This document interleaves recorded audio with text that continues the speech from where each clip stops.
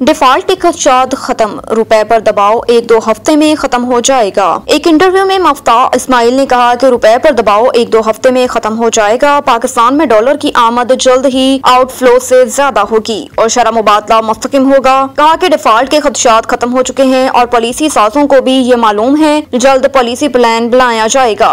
दरामदात में कमी और बरामदात में 3 माह में बढ़ जाएंगे। वजीर खजाना का कहना था कि IMF से कर्ज की आमद हफ्तों में मुकम्मल हो जाएगी। IMF के डायरेक्टर्स की 1 ta 15 अगस्त छुट्टी है, इसलिए मीटिंग्स में ताखीर है।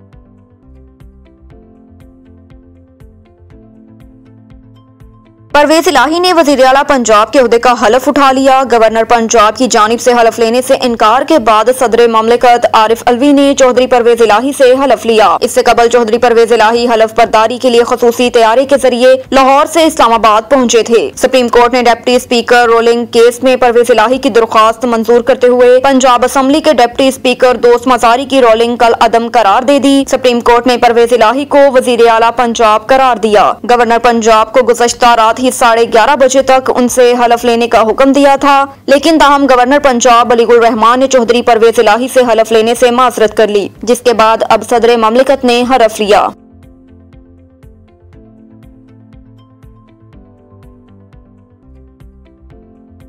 3 रुकनी बेंच का शुक्रिया अदा करना ना भूलें, मरियम का इमरान खान के बयान पर रद्द अमल। ट्विटर पर जारी बयान में मरियम नवाज ने कहा कि बराए करम 3 रुकनी बेंच का भी शुक्रिया अदा करना ना भूलें, जिन्होंने आपके लिए कानून और इंसाफ से हटकर फैसला दिया। इससे कबल अपने एक बयान में मरियम नवाज ने अदालती फैसले को जुडिशल को करार देते हुए कहा था कि इंसाफ का कत्ल नामंजूर, हुकूमत को सख्त मौक़िफ़ इख्तियार करना चाहिए और डटा जाना चाहिए। लीडर इन हालात से बनते हैं जिनका वो सामना करते हैं।